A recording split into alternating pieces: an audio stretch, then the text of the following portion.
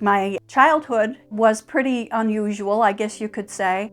When I was only 7, my father and my mother and I were out in a boat, a fishing boat, and my father had a heart attack and passed away. That was a very traumatic experience for me as a young child.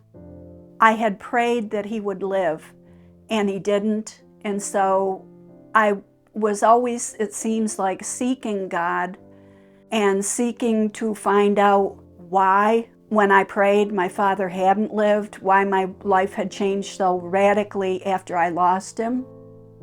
So that was an important part of my childhood. And it also was still going on after I married and had 2 children. I had become a physical therapist. My husband and I had moved from upstate New York, where we both had grown up in a small town, and we went to Alaska. And so when I had my near-death experience, I was going through a big change of faith, I guess you could say. We had started going to a new church. I had been seeking to feel as though I really would be able to go to heaven someday. And I had thought of myself as being a born-again Christian. I was introduced to the concept of baptism in the Holy Spirit as a sign of someone who was going to be accepted and go on to heaven, that it was a validation. But at the same time, I was injured at my job as a physical therapist. I had already had 1 back surgery 5 years prior to that. And so it was a situation where I may have to no longer be able to work as a physical therapist if I had to have a spinal fusion done. And the doctors couldn't tell me for certain whether that was going to be the case or not. So my near-death experience happened when I was having that surgery done at the same hospital where I worked. My husband and my 2 children, who were 9 and 6 at the time, had come to the hospital with me and had been sent to a waiting room while I was taken into surgery. I was, of course, under anesthesia. I had been placed on my stomach so they could reopen my back. But while I was under anesthesia, suddenly my consciousness was out of my body and was up in a corner of the operating room, focused on ceiling tiles that were just a few inches away from my vision. But noise in the operating room of the surgeon swearing at a nurse and sending the nurse to get blood transfusion, and the ruckus of what was going on in there drew my attention back in time to see my body being turned from on my face to being face up, and realizing that that was me, and that therefore, since I was seeing my body but not in my body, that I must be dead. So in alarm, my first thoughts were, I have to get to my husband and to my kids. Somehow I have to be able to communicate to them that the essence of me is okay. I'm all right. Yes, I'm dead, but I'm okay. But they aren't going to be. I need to get to them. So as I'm thinking these thoughts, although I felt kind of calm and removed from my physical body, I was, because of my concern, wanting to get to my husband and to my kids, and my consciousness began drifting literally through the wall of the OR, retracing the steps that my stretcher had brought me to the OR, and out into the hallway, and got to an open door of an elevator, and a telepathic voice said to me, "Pay attention to this man." And so my attention was drawn to a man in regular street clothes who was rushing back in the direction that I had just come from. And as I looked at him, I'm a nearsighted person who can't see without my glasses, but not only could I see him very clearly, but I actually was able to zoom in and see, oh, this is what his hair color is, this is what his eye color is, these are the clothes he's wearing, this is everything kind of magnified about him. And also to be able to hear his thoughts. And I heard his thoughts that he needed to get in there fast. And as he is thinking this, I also picked up the thoughts of another man who was down near the OR entrance, who was looking at this man and was thinking, what does this guy think he's doing? He can't go into the operating room area. He's not allowed. Yet, as I watched the intertake that was going on there, the man I was supposed to pay attention to paused for a bit, and then electronic doors, double doors opened, and then he rushed on through. And as soon as that took place, my mind was back into thinking about the waiting room and trying to get to my husband and kids. And so I began to think again of going where I thought the waiting room might be, but I stopped being able to control my motion of where my consciousness was going, and I began to be drawn upward through the ceiling of the floor that I was on, up into the following floor, and continued up through floors until I was out the whole roof of the hospital and up into the sky at about the level of a small plane, and then was drawn over the city of Anchorage, which was where the hospital was located. And as I'm going over the city of Anchorage and not feeling any resistance to any of my movement, but I'm going faster and faster, I reached the water's edge, and a dark tunnel, cave-like opening opened up, and I was drawn into it.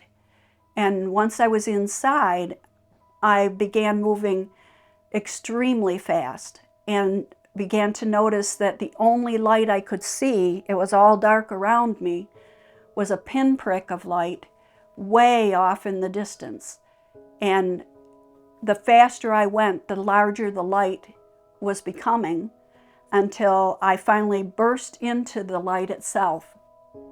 And I was immediately filled with an enormous sense of love, peace, joy, bliss, and all sorts of emotions, and a feeling of being everything was all right, that I was okay, everything was okay. And I looked down to see where am I, and saw brown, rocky ground, very arid, almost deserty type of a look.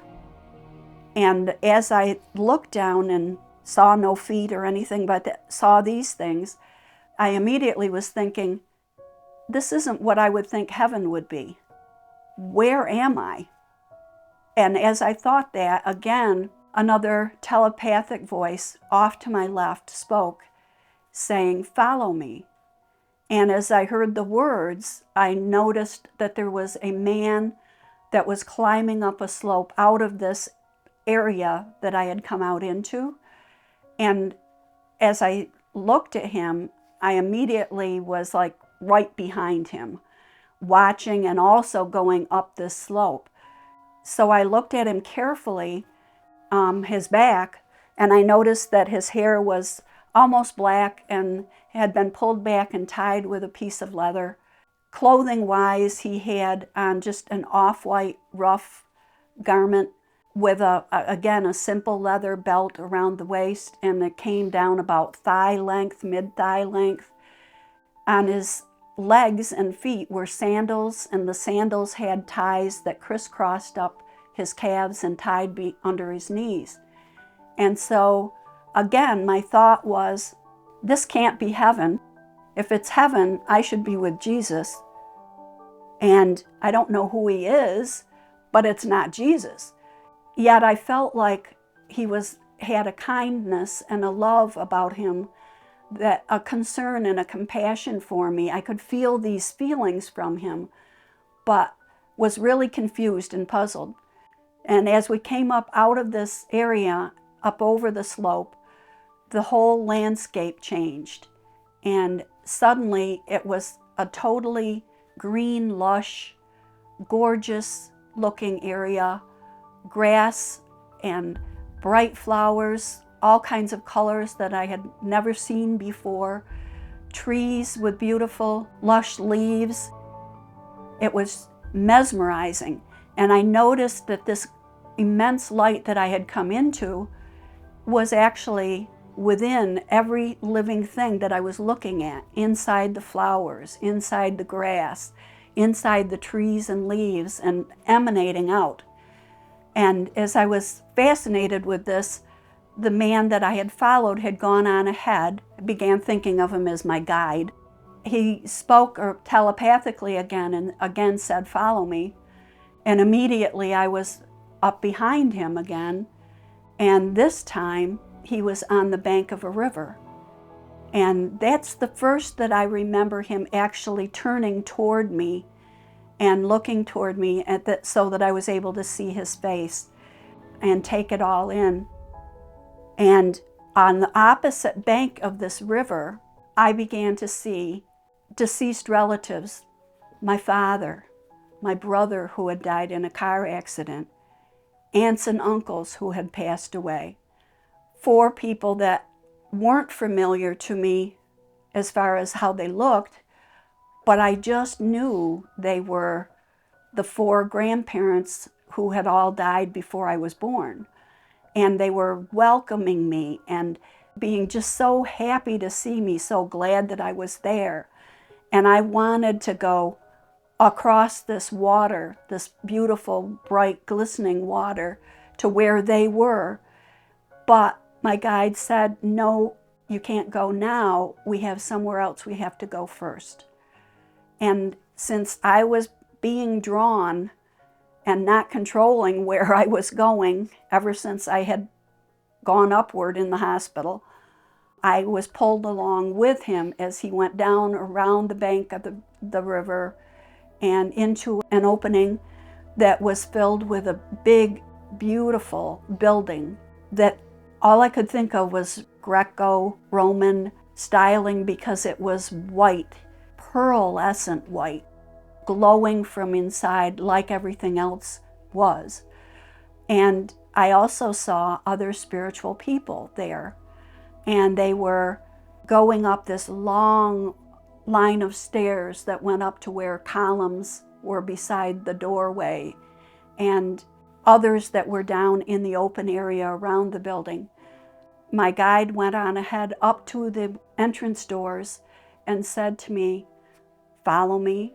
And so I followed him into the building itself. And as we went in, it appeared as though it were an enormous library. It had a very long open area that was filled with tables, and on either side, up as high as you could see, on either side were all kinds of books and old scrolls. My guide communicated to me, "This is where the books of life are stored, but we're going to another area. Follow me." And we went through this entire area and into a hallway area toward the back, and then into a room in which a whole group of spiritual beings were around what you would almost think of like a conference table. And so my guide spoke again and said, "We're going to look at your life and everything that has happened up until this time." And as he said it, it was as though a hologram appeared in the center of this conference table. And prior to that coming up, it had looked actually clear and almost like a glass-bottom boat rather than a table. But once that came up, it began showing everything that had happened throughout my life. And I began feeling as though I was reliving it all over again. Not just my own feelings and experience of it, but also being able to feel the person that I was interacting with and feel as though I were that other person. In places where I had misunderstood or been unkind to someone else, I felt the anger or the hurt that they were feeling, and I saw the ripple effect that it had when they went out and then carried those feelings and turned them into actions that were negative against other people. And on the contrary side, when I had said and done things that were kind, I was feeling how important that was and how good that was when I was feeling being the other person. And again saw the ripple effect that came out from them being able to take that same kind treatment and pass it on to other people. So it was an amazing experience. And I felt bad for things that I felt I could have done better, but all of the spiritual people who were there only radiated love and understanding to me and no sense of judgment, whatever. And I got the feeling that I should know who these beings were. I felt as though they had helped me plan my life before I was ever born. They knew all of what I had hoped to accomplish in my life. And they then said, you can go back to your life or you can stay here. But before you decide, we want to show you things that will happen if you go back to your life, or some things that may happen or may not, depending on another person's free will choices that could alter what we're going to show you here, because everyone has free will. And at this point, I know something else happened, but I have never been able to remember what, because the next thing that I recall is being in a totally different, smaller room with my guide, and he said to me that he wanted to show me the prayers that I had asked people to pray for me, that I would not lose my career and that I would not have to have the spinal fusion. And so he showed me off to the right, and I saw what looked like musical notes. And if you look at a score of music and you see the dark notes and the whole notes, and I saw these notes, but they were connecting one to another, going upward rather than like across a sheet of paper. And my guide said that each one of those notes represented a different prayer, and that every prayer has its own unique vibration. And as these prayers kept coming up closer to me, my guide said, I also want to show you what's happening in the hospital. And as he said that, it was as though I could see through a ceiling into the room where my husband and the kids had been waiting for me. And I also saw my husband standing in a doorway to this small room, and the doctor who had operated on me standing in his surgical clothes, speaking to my husband. And behind them, where my children were, I saw my daughter. I felt that she had been so scared that I was dying. And so she, along with the other prayers, prayed that I would live.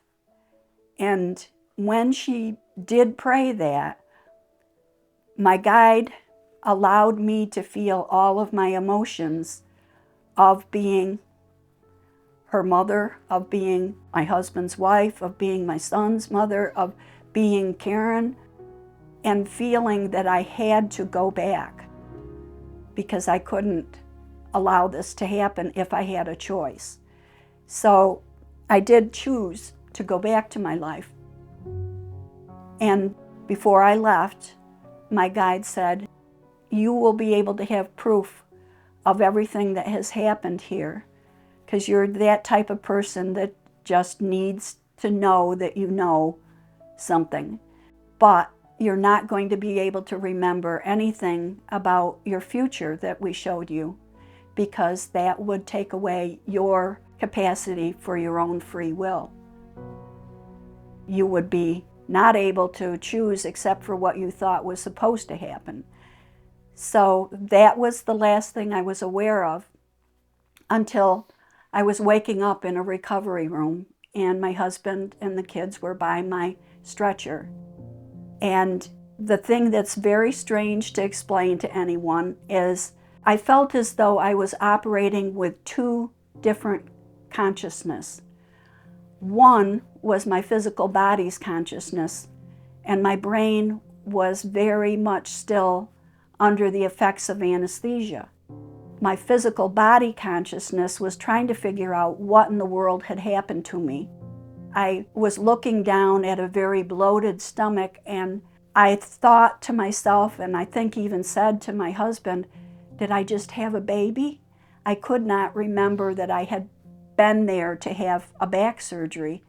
That's how befuddled my brain consciousness was.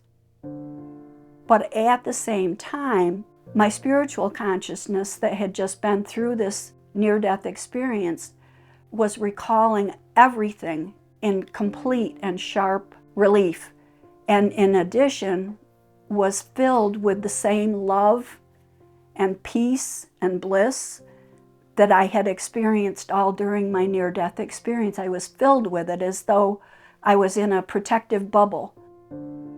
And I just knew the truth of everything that I was remembering had just happened. So I was hospitalized first in ICU and then in another room, and I was in that hospital for 12 days.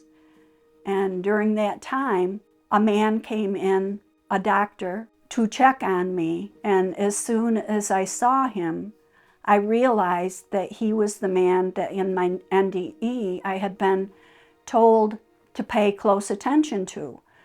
He was the man that I saw that said, I've got to get in there fast. So after I was released from the hospital and had to go for a follow-up visit with this doctor to get staples removed from my abdomen, I had made up my mind that I was going to find out about what I had seen during my near-death experience and get him to respond to me. So at the appointment, I told him what I had seen when I had my experience and told him about how he was dressed and what he looked like and what happened, and asked him, is that what happened? And he responded back to me, how could you know that? And told me that he had been in his office seeing patients and had been paged to the hospital to try to save someone who had had a major artery cut and was bleeding, had bled out on the operating room table. And that, yes, that was how he was dressed. Yes, that was why I had seen him dressed like he was. So that is my experience, and that was my proof that I needed.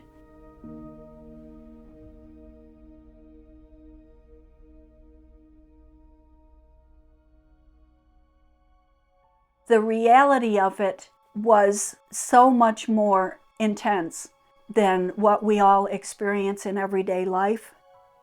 Like, for example, in terms of talking about the colors and about just the sensations of unbelievable, unconditional love and peace. The only thing I've said is, in the Bible, they call it the peace that passes all understanding.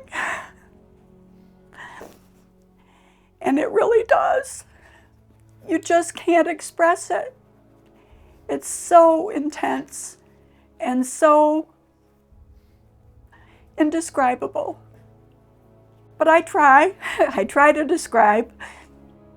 But also, when I tell about my near-death experience, in many ways, I'm re-experiencing it again each time I tell it. So therefore, some of the emotion and some of the feelings at a lower level kind of flow in, whether I like it or not, because I'm just reliving it. A lot of us who've had near-death experiences call it's like a homesickness, in terms of that is home. What I experienced there is home. And at a level that is beyond what we think of when we think of home here in this life. And so, yeah, many people do go through a period of time of deep homesickness and wanting to be back there. So it can be challenging. And I don't have some of the psychic abilities that some people who have had near-death experiences have, but I do have strong intuition that I trust. And I also do communicate with spiritual guides, including the one that was within my near-death experience, through meditation. And the things that make it so different, besides the literal proof I had from the doctor, are that it's every bit as clear and detailed now, all of these years later, when I'm 73 instead of 32. And that just simply isn't how certainly not how hallucinations are, and certainly not even like most memories. I haven't been in that hospital in all the years since. And if I were to go back there today, I would not remember how to get to the physical therapy department that I worked in. But everything else of the details of my experience, I remember so well, so very vividly. And also, this type of reality, the reality of my near-death experience, is not like a normal memory or a hallucination, in that it has changed my entire life. It has made what I believe and how I live my life entirely different than what it was before the experience happened to me.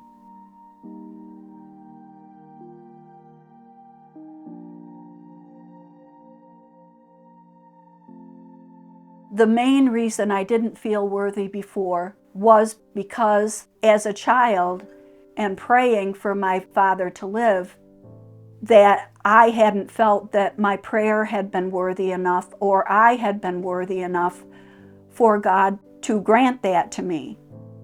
And so therefore I thought I have to learn how to become more and more and more worthy, which is what led me into the paths that I had gone into in terms of born-again Christianity, in terms of trying to be baptized in the Holy Spirit. And what I called it was learning to cross all the T's and dot all the I's and become worthy enough. Whereas what I found when I was there was that I already was worthy enough. And not only was I, but so was my father and my brother and my other relatives, who I knew very well had not been born-again Christians, had not had baptisms in the Holy Spirit. In fact, before this all happened, I had worried deeply that they had not made it into the afterlife, that they had not crossed all the T's and dotted all the I's. And half of me worried that that was the case, and that when I died, I would be there and they wouldn't. Or did I really want to be there if they weren't? So lots of questions having to do with worthiness completely were evaporated by my experience, because I wasn't judged in any way. I was made to feel completely and totally loved and accepted as I was, and realized that that's true of everyone. But it's a natural feeling, I think, that a lot of people have. Maybe not as intensely as I had before because of my particular circumstances, but everyone kind of ends up feeling like God is all loving and so perfect, and I'm so far from perfect, and I can't, no matter how I try, ever be that perfect. And yet what we don't think about is God created us all differently, all uniquely, knows what our weaknesses are, if we want to call them weaknesses, and loves us all the more for exactly who we are. He created us this way.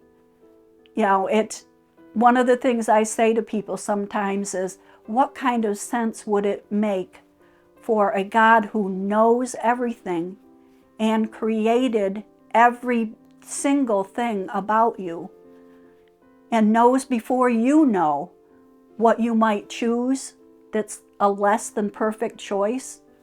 The only thing I can compare it to is being a parent and having a small child who has less maturity than you, who makes a silly choice and hurts themselves as a result of making that silly choice, or maybe hurts someone else. There is no way, with the love you have for that child, that you're going to torture and harm them for something they simply weren't mature enough to yet understand and do more correctly. And you multiply that by 1,000,000, and you have the immense amount of love that God has for us and the immense and tremendous understanding that God has for us, beyond anything we can even realize or imagine.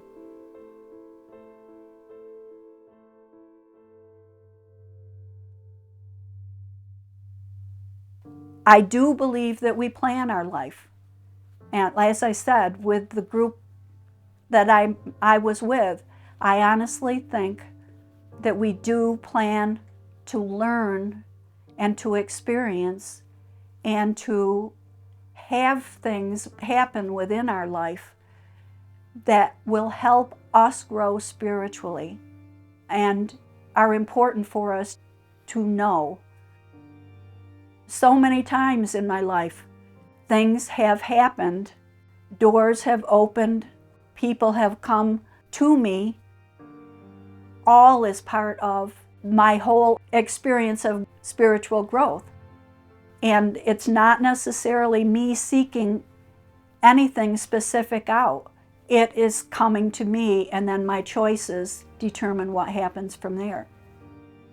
So I don't believe that everything is set in stone and that everything is predetermined and that you only think you're making a free will choice, but you're not. No, I believe it's a combination of you are planning certain life experiences and you will encounter them during your life in one form or another, but that you still have your free will choice. You will choose it or you won't. Like they said to me, not everything that they could show me would happen in my future would be definite, because all of our lives are interactions with other people. And each of those other people have free will choice also. So I may be choosing to go in a certain direction, interacting with someone, and the plan overall might have been for a certain thing to happen.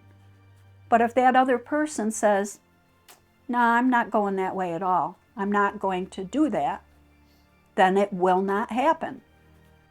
If God wanted us to be robots that always made the exact response, we would have been created that way. But we are all created with free will, and we make choices based on our free will all the time. And then we have the consequences that we face as a result of those choices that we make.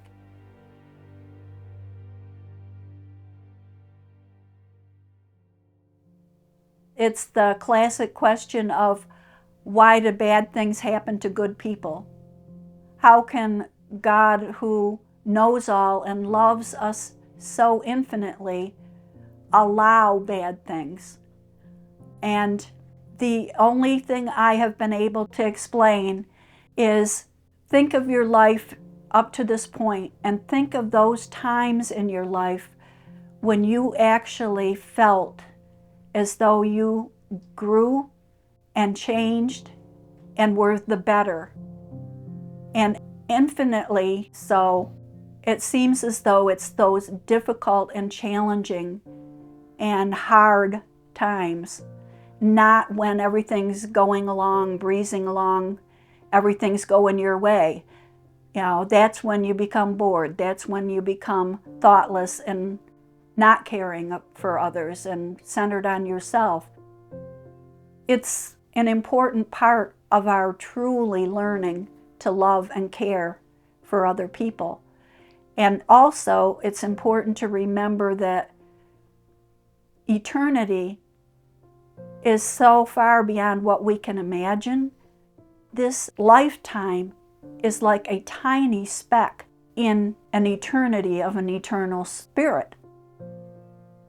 And what seems like it's massively important and so dramatic and so awful always has positive somewhere within it.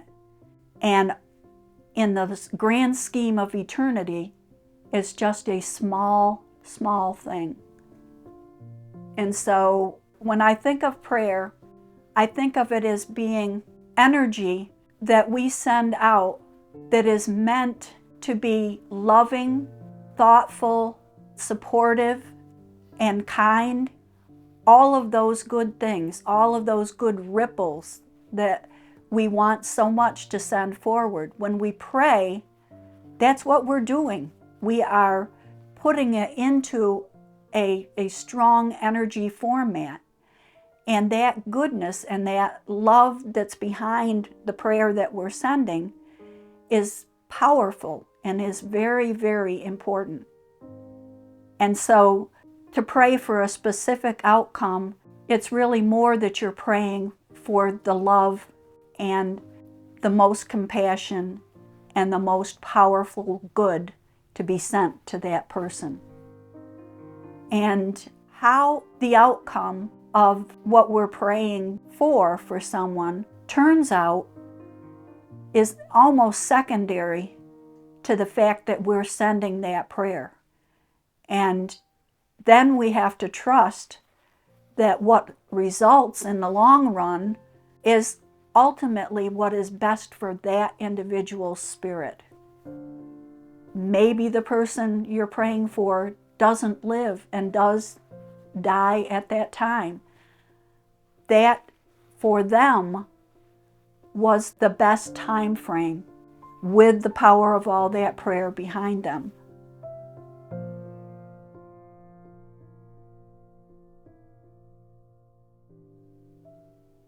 There are lots of different ways in which people are able to communicate with their true inner spirit, their eternal spirit, and their higher self. Meditation is a very, very good way, but there are also experiences through faith, through worship, and through prayer. You can also communicate with your higher self and learn a great deal from those people who have gone on before, those people that have formed the foundation of whatever your faith is. And so long as they are built around that love and that giving of yourself to help others, all of those paths are ways in which you can have that closer communication with your higher self. There is no one must be the only answer type of thing. And I think that can be a problem for some people because they feel that there must be only one real, true way to find God and to know. And yet there are many, many different paths. Some people will say, oh, I wish I could have a near-death experience like you did. You know, I just wish that I could have that experience. And they can, by simply learning about other people's near-death experiences, learning how to meditate, and in prayer, seek God and seek to learn more about their purpose here in life and how the love that they're seeking, they can receive and can not only receive it themselves, but pass it on to others and reach out and extend that love to other people. And that's a big reason why we're back in our lives those of us that have had near-death experiences, and find out how important it is, like through the near-death experience, and really deeply understanding how much of an effect you can have on other people's lives simply by being kind and compassionate and loving, and passing that on so that it can build into a bigger and bigger ripple through who knows how many other people. In some ways, what I'm doing here with you today is part of that. We're never alone. God cares deeply about us and loves us more than we can imagine. Others also do, maybe loved ones of ours that are no longer in this life. Their love is still there and is still very strong.